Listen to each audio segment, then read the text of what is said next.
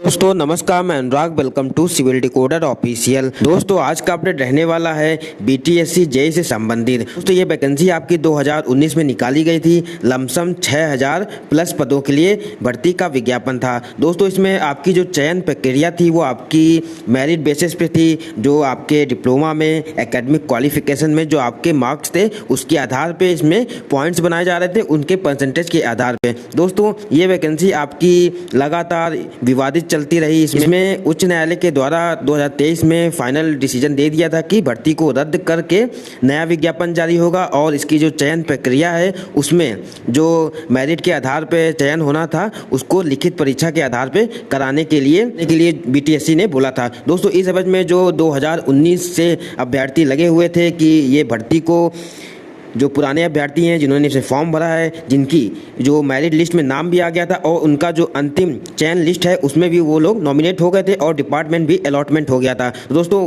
अभ्यर्थियों के द्वारा लगातार उच्च न्यायालय और उच्चतम न्यायालय में केस चल रहा था और अभी जो हाल फिलहाल में इसका सुनवाई का अंतिम जो आदेश उच्चतम न्यायालय के द्वारा दिया गया है वो मैं आपको बताता हूं और इसमें क्या बदलाव किए गए हैं और जो पहले सिलेक्टेड अभ्यर्थी थे जिनका लिस्ट में नाम था उन पे क्या असर पड़ेगा और भर्ती कब तक आपकी कंप्लीट होने की संभावना है। तो आप लोग वीडियो को अंत तक जरूर देखें, मैं आपको एक एक पॉइंट पर डिस्कस करूंगा। दोस्तों मैं आपको पहले दिखाता हूं कि आज के न्यूज़पेपर में क्या कटिंग आई है, क्या जो उच्चतम न्यायालय का जो फैसला है वो क्या है। दोस्तों मैं आपको पेपर का कटिंग दिखाता हूँ। पेपर का कटिंग है, इसमें आपकी जो हेडिंग है बिहार में 6000 पदों पर जेईई चयन प्रक्रिया को रद्द करना अनुचित, निर्णय सुप्रीम कोर्ट। दोस्तों सुप्रीम कोर्ट ने आदेश दे दिया है कि ये जो भर्ती है उसकी चयन प्रक्रिया को जो रद्द करना, जो खारिज करना, जो नई भर्ती निकालना, इसको कैंसिल करके वो आपका अनुचित है, वो आपका गलत है, सुप्रीम कोर्ट ने बोल दिया है। आपका सुप्रीम कोर्ट के द्वारा जो आदेश है, सुप्रीम कोर्ट ने शुक्रवार को बिहार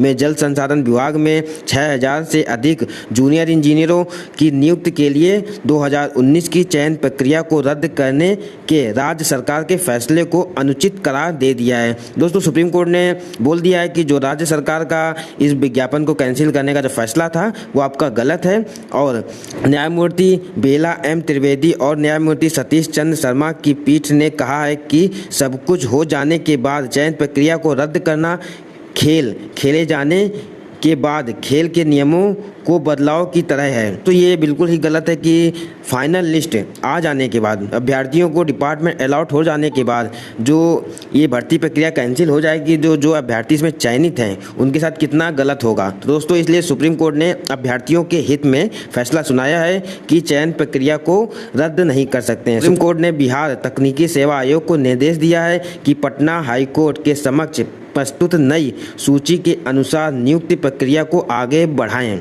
नई चयन सूची हाई कोर्ट के 19 अप्रैल 2022 के आदेश के मद्देनजर तैयार की जाएगी। जहां तक संभव हो नई सूची में उन मेधावी उम्मीदवारों को शामिल किया जाए जो पात्र तो थे लेकिन इस वजह से आयोग घोषित कर दिए गए थे क्योंकि 2017 में नियमों में संशोधन हुआ, यानी उनके संस्थान के AICTE ने मान्यता नहीं दी थी। दोस्तों कुछ अभ्यर्थियों का ऐसा भी था कि AICTE जो ऑल इंडिया टेक्निकल यूनिवर्सिटी है उससे अप्रूव नहीं था, उनका जो कोर्स था, उनका जो डिप्लोमा था वो AICTE से संबंधित नहीं था। 3 महीने में संशोधित सूची तैयार करने का निर्देश दिया है, उसके 30 दिन के अंदर नियुक्त करने का आदेश दिया है। दोस्तों इसमें जो AICTE से संबंधित कॉलेज नहीं थे उनको मान्यता नहीं दी गई थी। सुप्रीम कोर्ट के आदेश के अनुसार जो अभ्यर्थी AICTE से डिप्लोमा अप्रूव न होने के कारण आयोग घोषित कर दिए थे उनको भी सुप्रीम कोर्ट ने बोला है कि उनको कंसीडर किया जाए। जो भी राज्य सरकार के द्वारा जो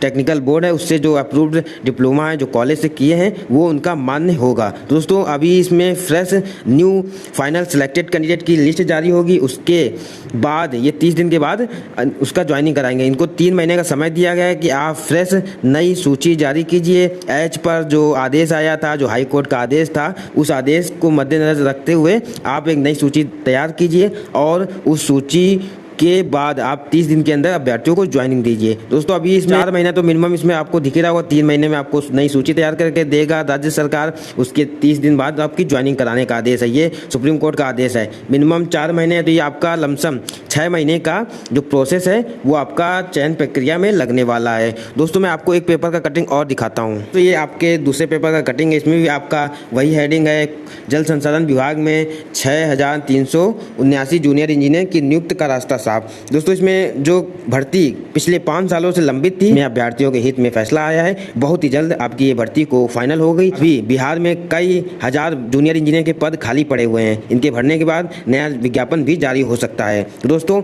जो भी अभ्यर्थी इस भर्ती से संबंधित हैं वो अपने सारे डॉक्यूमेंट्स क्लियर रखें। आपका जो सूची में नेम होगा, आपका जो डॉक्यूमेंट है वो दोबारा भी कराया जा सकता है, या फिर आपके जो लिस्ट में नेम आएगा तो आपको बुलाया जा सकता है। तो जो भी अभ्यर्थी इस भर्ती से संबंधित हैं वो अपने डॉक्यूमेंट्स क्लियर करके रखें। आपका बहुत ही जल्द चयन प्रक्रिया को समाप्त करके आपको नियुक्ति पत्र देना सुप्रीम कोर्ट के आदेश के अनुसार है, और सुप्रीम कोर्ट का जो आदेश होता है वो आपका सुपीरियर होता है। तो जो भी अभ्यर्थी इस भर्ती से संबंधित है उनके लिए काफ़ी अच्छा पल है, काफ़ी आप लोगों के लिए अगर ये भर्ती प्रक्रिया पूर्ण हो जाएगी तो काफ़ी अभ्यर्थियों को रोजगार मिल जाएगा, और ये आपका लोकल में जॉब मिलेगी। जैसे ही आपका जो अग्रिम जो भी जानकारी है वो आपको ऑफिशियल वेबसाइट पर बीटीएससी के द्वारा प्रोवाइड कराई जाएगी। और आप लोगों को किसी प्रकार का कन्फ्यूजन है तो आप लोग कमेंट करें, टेलीग्राम पे मैसेज करें, और आप अगर चैनल पे नए हैं तो आप चैनल को जरूर सब्सक्राइब कर लें, लाइक करें, शेयर करें। Thank for watching. जय हिंद, जय